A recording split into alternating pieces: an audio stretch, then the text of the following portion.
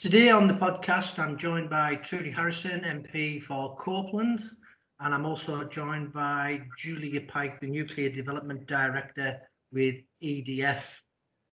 Where recent speculation in the press says that nuclear is very much back on the agenda in West Cumbria, and Moorside in particular is getting quite a lot of mentions in the press, and hopes are beginning to rise that we could see some development. Julia, do you just want to tell us a little bit about EDF, your role, and EDF's ambitions for West Cumbria? Yeah, thanks, Mike. So, as most people know, EDF's building Hinkley Point C down in Somerset, and that's the first new nuclear that's been built in the UK for a generation. So it is quite expensive to build it. But it took us 12 years and £2.5 billion to get a UK approved design. And now we have that design. It's really common sense that we use it again. And we're looking to use it again at Sizewell C in Suffolk, where we'd like to start building in 2022. And then Cumbria's got this great vision of a clean energy park. And that's something where we think we can make a really good contribution by coming and building another copy of Hinkley Point C, which is the UK EPR, and also looking at making hydrogen and powering clean energy, and also hosting new forms of nuclear on the site, like small modular reactors and like advanced modular. Because if you get a cluster of things together and you're sharing site costs and you're sharing grid costs and you're sharing experienced team, then it all starts to make a lot more sense for consumers. Trudy, you've been a great advocate of nuclear. How do you see things starting to shape at the moment? I do think we are finally galvanising around nuclear in its many forms, and the ambition to hit net zero by 2050, I think, has only focused minds on that. And also, I think recently with COVID-19, it's given us the opportunity across Copeland in particular to identify, what really matters and what's possible, and how the nuclear industry has actually continued throughout this pandemic. Julie will talk about Hinkley Point C. Construction has continued throughout, and our knowledge of, whether it's PPE or health physics, staying safe in industry has been vitally important in this area, because the nuclear industry has been able to advise other companies as well. So I think internationally, the world needs nuclear for clean energy. I think nationally, the levelling up agenda, so many jobs, high paid jobs, highly skilled jobs, particularly in the Northwest nuclear arc area, will benefit from nuclear. And then looking more locally as a centre of nuclear excellence, it's Copeland's opportunity to shine once again. We did it here first in the world in 1957, and we should do it again. Julia, you'll be aware that the nuclear prospectus that's been developed up here in the Northwest was endorsed last week by Cumbria LEP. How does your policies, how do you align with the nuclear prospectus at EDF? Well, we align really well. We think it's a great document. And one of the things about building a copy is you've got more brain space. So when we built Hinkley, we are only providing electricity, but that takes about 30–40% of the heat that a power station makes. So with Sizewell, because we're making a copy and we don't have to focus on design again, we are putting in valves to take out the heat. And because we can take out the heat, that means we can offer clean, low carbon heat to industry, and also that we can make hydrogen and make Cumbria a leading player in the new hydrogen economy. And we say hydrogen, but hydrogen and heat, they lead to whole new opportunities, like making clean fuels for shipping, where we'd really like to join up with the port in Barrow, and also with the port in Suffolk and down in the southwest, and sort of help make Cumbria part of the future of the clean shipping for short seaport routes. Trudy, you've had a large role to play in the drafting of the nuclear prospectus. How important is that to West Cumbria right now? I think the fact actually that Cumbria as a whole, including the council, which has a wealth of experience in nuclear, from planning right through to dealing with the day-to-day operations of nuclear companies in Copeland, but also the fact that this is, being agreed across Cumbria, and it demonstrates what can be possible when a local council leads from the front with industry, and the local community. And for me, it's a document that I can take to government and demonstrate not just our capability and our, track record, but also our aspirations for the future around Moorside, but also around the whole kind of cycle of nuclear, the research and development, the existing operations, and our potential to export the skills, the components, the designs across the globe and tap into that £250 billion export. The new build potential, £1.2 trillion opportunity across the globe there as well. And also waste management. I think we have a moral obligation to be really responsible around waste management. We have been doing that safely in Sellafield for decades. But, taking that knowledge and understanding and being able to deploy it across other countries and learn from it and have a sustainable approach to the waste, I think is vitally important. There's a lot to learn from Copeland, which is demonstrated in the prospectus, and there's a lot to be excited for, actually. And I think that's clear as well, because we've got an ambition that government and ministers could and should get behind, and that industry can buy into and have some confidence that our future is bright in Copeland, and it's our tried, trusted, tested track record that will pave the way for the future. Thanks. Julia, in terms of confidence, how confident are you that your plans can be brought to reality? What needs to happen for them to be brought to reality, and what sort of timescale will we be looking at? Well, as Trudy said, I think there is a real opportunity for nuclear. I think those points about nuclear carrying on during the pandemic are really good ones, and it's as well as all of the expertise we've demonstrated in how to carry on working through a pandemic and how to supply PPE and so on. If you look at just basically the weather, the weather during the pandemic, there's been really low wind right across the UK and Northern Europe. And if we hadn't had nuclear, we'd have had to burn even more gas, which is not really what we want to be doing as we go to zero carbon. So we are confident that the government's going to make a decision in favour of nuclear soon, and we think that we could probably actually start work within about 2 years, because we have the design. That's a really time-consuming thing to do, because quite rightly the UK has the highest regulatory standards in the world, and it rightly takes a long time to get a design fully approved. But because we've got that, we can start applying for consents knowing exactly what the design is. So we're only looking at site-specific issues, and we think that we could start infrastructure improvements as soon as we had the go-ahead and start work on site inside about 2 years. That's encouraging to hear. What needs to happen next at the government level, Trudy, in terms of UK energy policy and the government finance model, and what sort of timescale are we working to? When I speak to industries, whether that's small companies, large companies, operators, developers, they all tell me that what they need from government is a sign of confidence in the nuclear industry. And we've had that, right from the top, from the Prime Minister in his message to you, Mike. He reassured you and me and everybody else that we're going to do big stuff with nuclear in Copeland. And it's also been part of the Prime Minister's national recovery speeches, the acceptance that nuclear will play a strong part in our energy mix. So we've had that from the top, and now it's for the department and BEIS in particular to play that out in policies as well. And whilst the Energy White Paper is much anticipated and will, when it finally comes out, reference nuclear, for me it's actually the more operational documentation. It's the siting policy. Because whilst we've got 17 nuclear licensed sites across the UK, we also know that there are industrial areas which have large requirements for industrial electricity.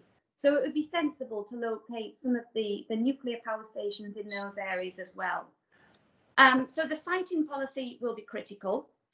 Then that will inform the infrastructure policies that will be required, particularly for large scale, because that will require upgrades in road, rail, digital connectivity, and also in the grid connectivity as well, which is a benefit certainly for Copeland, because that will help other businesses. And then I think the important thing to also consider operationally is the financial model, because whilst we will need significant government intervention in financial and policy terms for the large-scale nuclear.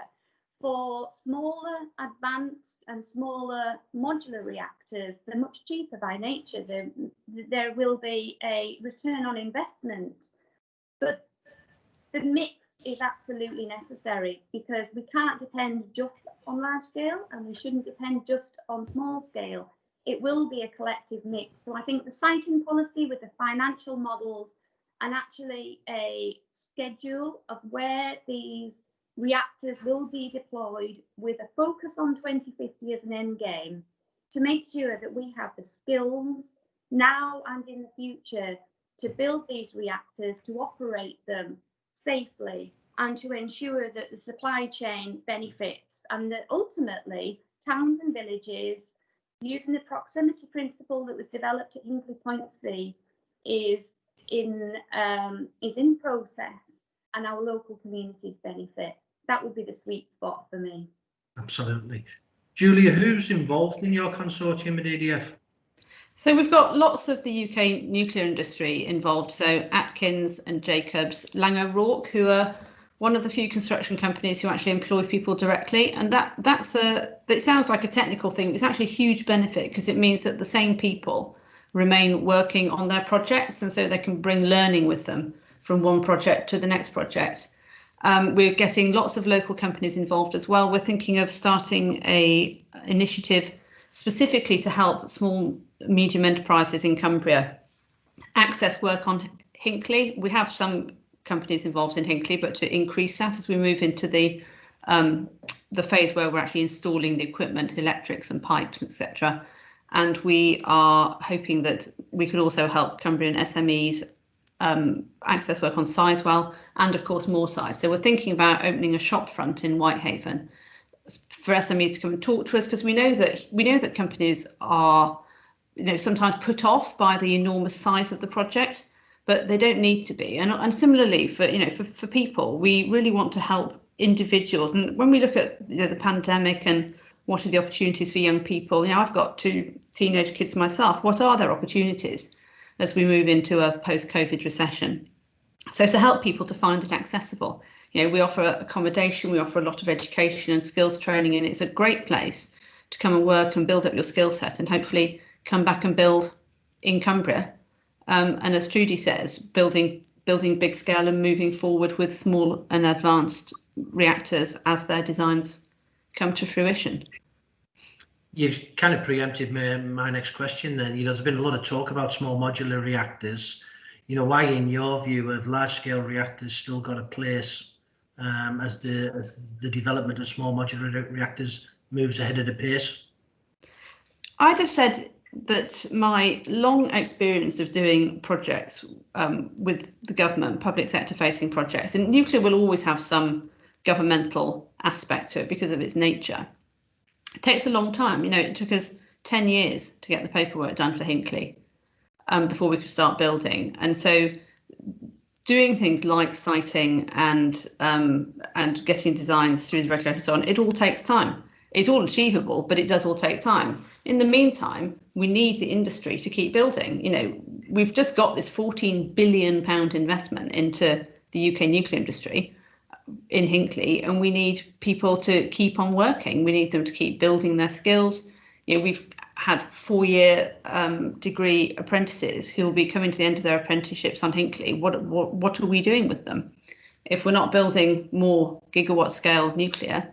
While small modular reactors are a great idea, they're not going to offer work to those apprentices anytime soon. So all of this huge investment in reskilling the new build industry will be wasted if we can't move forward onto new projects. And also, things like grid improvements, they're expensive, and so you need something at scale to justify the level of investment in the grid. And increasingly, we need to have a much more joined approach right across clean energy. So, for example, if we're looking at Moorside grid improvements, we need to work with the offshore wind industry and possibly with tidal projects. I know there's a tidal project down near Barrow, and we need to make sure they all work together and we all have a common approach to getting the grid to work for all of the projects. so that we can have the most flexible and diverse system possible. And of course, small modular reactors and advanced modular will be part of that when their designs are through the regulator. Trudy, that really fits with the government's post-COVID build strategy.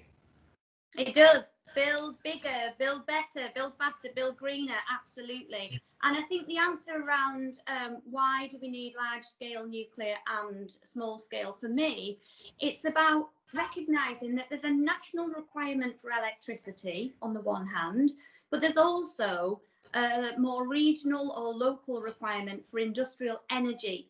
And I think it's also important to recognise that whilst nuclear power, generates the steam and turns the turbine and creates the electricity, it can also be co-located with synthetic fuel, hydrogen fuel plants to produce the energy as well. And that's just as important, because if we look at transportation, for example, and Julia's mentioned the shipping industry that could be fueled this way, but also Jet Zero. This is the government's really exciting proposal for how we will be able to have guilt-free flights in the future. So ensuring that we've got energy covered with nuclear requires not just large-scale gigawatt reactors, but can also really work well with co-located fuel plants next to small modular reactors. And then thinking about the waste, as we know well, in Copeland, we have large volumes of what's currently called waste by some. Others, like myself, would prefer to call it an asset.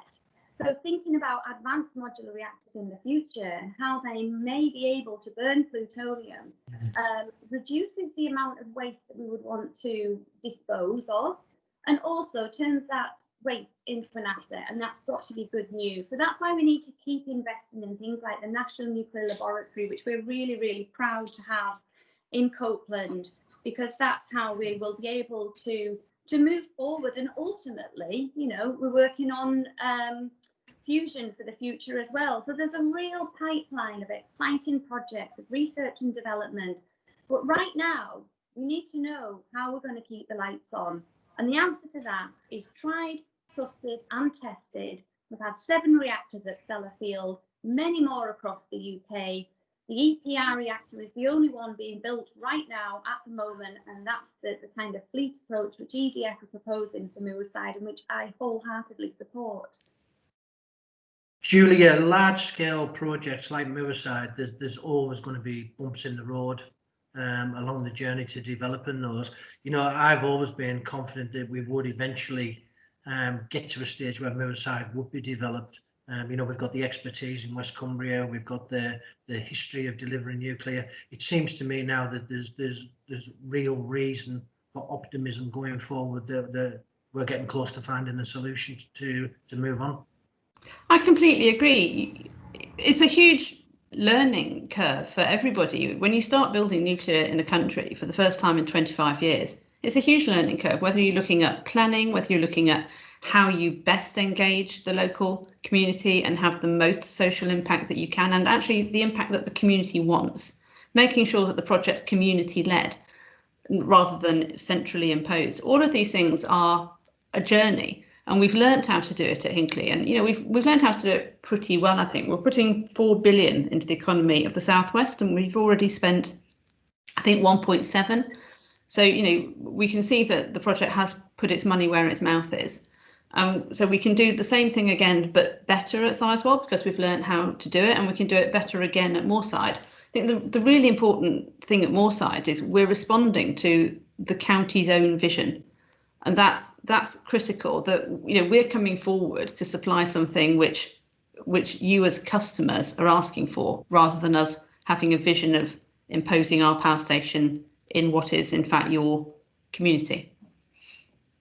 Important point there, Trudy. The final word. I think there is a real reasons for optimism now going forward. I think we've got a real opportunity now to take Moorside forward.